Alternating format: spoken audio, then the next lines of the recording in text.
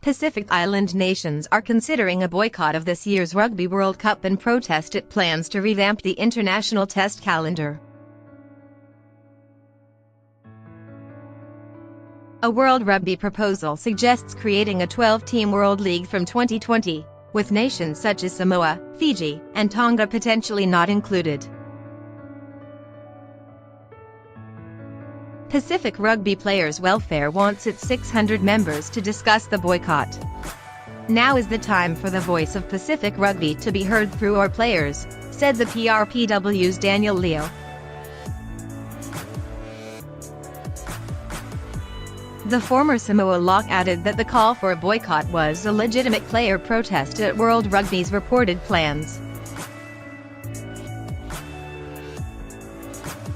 World Rugby sources have told BBC Sport the plans, which have not been finalised, would not exclude Pacific Islands nations, and that promotion to and relegation from the World League was likely.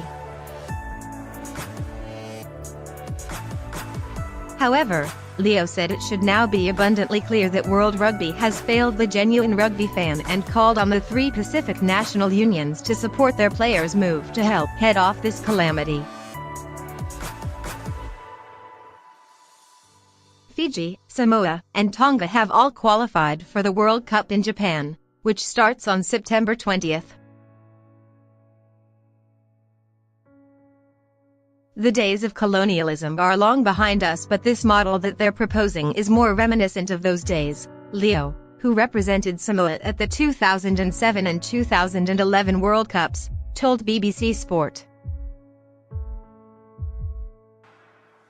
We want to be known as a progressive sport, one that's inclusive, one that allows sides to be promoted and allows sides to have equal opportunity, but the signs are a bit ominous. Everyone plays this game to progress, and if there's a ceiling to how well you can do in this game, then smaller nations probably just shouldn't play in the first place. I feel we're at a real crossroads in this sport. Speaking on BBC Radio 5 Live's Friday Sports panel, former England head coach Stuart Lancaster said he had 100% sympathy for the Pacific Islands. If you think of the number of players who come from the Pacific Islands and play rugby across the world, if anything we should be doing everything in our power to help them, not to hinder them, he said. I don't know how it will all play out, but with the reaction to date, particularly from the players, and this notion of no promotion and relegation and 12 countries included and everyone else excluded, it doesn't make any sense. And I'd be very surprised if it got much traction. Bristol Bears head coach Pat Lam, who played in 3 World Cups for Samoa, told BT Sport the plans were a real slap in the face for the Pacific Island nations.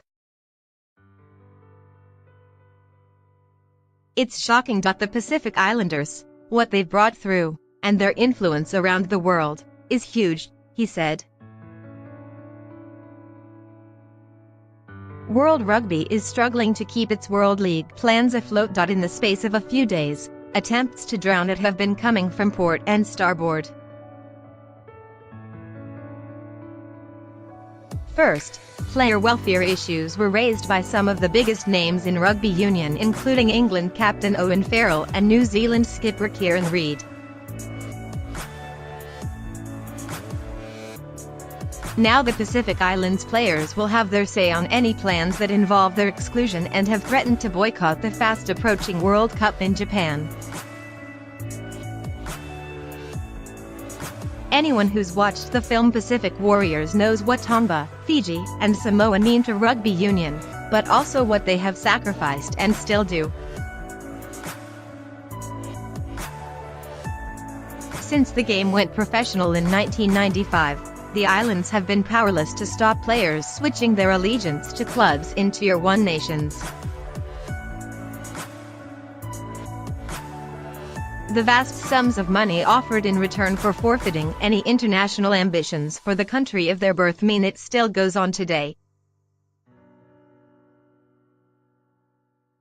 You can't blame the players, A rugby career is short. If the Pacific Islands are completely removed from the top level of the World League's plans for 12 years, it could further fuel their player drain.